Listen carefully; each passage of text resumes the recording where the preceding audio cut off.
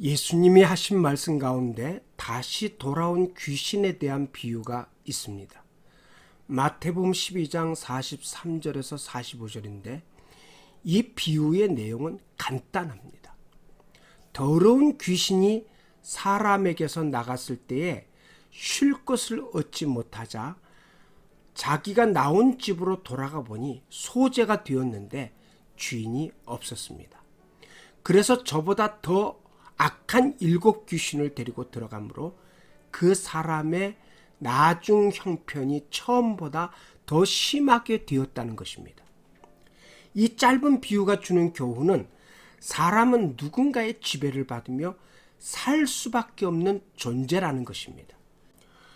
누군가의 지배를 받지 않고 살 수 있는 사람은 한 사람도 없습니다.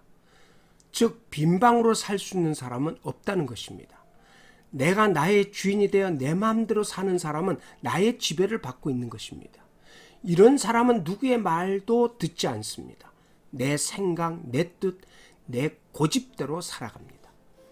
다른 사람의 지배를 받으며 살아가는 사람도 있습니다. 다른 사람이 어떻게 생각할까? 다른 사람이 뭐라고 말할까?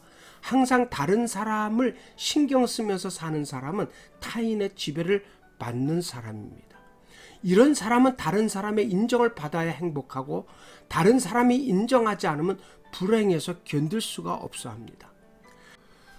나의 지배를 받든지 다른 사람의 지배를 받든지 귀신의 지배를 받든지 아니면 하나님의 지배를 받든지 인간은 누군가의 지배를 받으며 살 수밖에 없는 존재입니다. 누구의 지배를 받으며 사느냐 하는 것은 우리 인간의 행복과 불행을 결정하는 너무나 중요한 일입니다. 여러분은 누구의 지배를 받으며 살고 있습니까? 우리의 행복을 위하여 누구의 지배를 받으며 살아야 하겠습니까?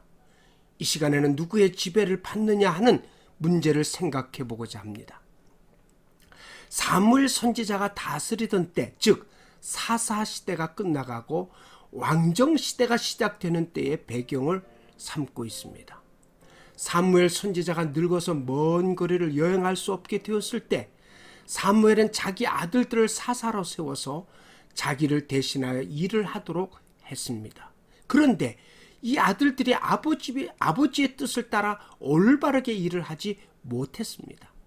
아버지의 행위를 본받지 못하고 이익을 따라 뇌물을 받고 판결을 굽게 하였습니다. 그러자 이스라엘 모든 장로들이 사무엘에게 나아가서 우리에게 왕을 세워 우리를 다스리게 해달라고 요청하는 것입니다. 왕을 세운다는 것은 왕의 지배를 받겠다는 것입니다. 이 일을 사무엘 선지자도 그리고 하나님도 매우 불쾌하게 여기셨습니다. 본래 이스라엘은 하나님의 택한 백성으로 하나님을 왕으로 모시고 왕 대신 하나님의 지배를 받으면서 살아가는 민족입니다. 그러면 얼마든지 행복할 수 있었고 나라도 부강할 수 있었고 이웃 나라들이 침범할 수도 없었습니다. 실제로 사무엘상 7장을 보면 사무엘 선지자와 온 족속이 미스바 성회에서 기도했을 때 이스라엘을 괴롭혔던 블레셋을 하나님이 큰 우레를 발하여 물리치신 것을 볼 수 있습니다. 그런데 이스라엘 백성들이 하나님을 왕으로 모시고 살아가는 대신에 세상의 왕을 모시고 살아가겠다는 것입니다. 여러분, 이것이 얼마나 잘못되고 뒤로 후퇴하는 모습입니까? 세상 사람들은 사람을 왕으로 모시고 살다가도 하나님을 왕으로 모시고 살아가야 그것이 복받을 일인데 도리어 하나님의 지배를 받다가 세상의 지배를 받겠다고 하니 이 얼마나 잘못된 일입니까? 성경에도 안타까운 사람들을 종종 보게 되는데 처음 시작은 좋았으나 나중에 나쁜 사람들입니다. 사울왕 같은 사람, 삼손과 같은 사람, 바울의 제자였다가 나중에 세상으로 간 데마와 같은 사람입니다. 데마는 세상을 사랑하여 데살로니가로 갔고 얼마나 안타까운 일입니까? 하나님을 왕으로 모시고 살아가는 성도 여러분, 행여 이스라엘과 같이 데마와 같이 하나님을 버리고 세상으로 돌아가는 성도들이 없기를 간절히 바랍니다. 세상의 물질, 세상의 명예, 세상의 권력이 하나님인 양 오해해서 하나님을 버리고 세상의 것을 따라가고 의지하는 잘못을 범하지 않기를 바랍니다. 내 생각이 최고인 것 같아도 그렇지 않습니다. 내 생각대로 살면 행복하고 잘 살 것 같아도 결코 그렇지 않습니다. 그러기에 내 생각대로 내 고집대로 살아서는 안 됩니다. 그것은 여러분 자신이 지금 속고 있는 것입니다. 자신에게 속고 다른 사람에게 속고 사탄에게 속고 있는 것입니다.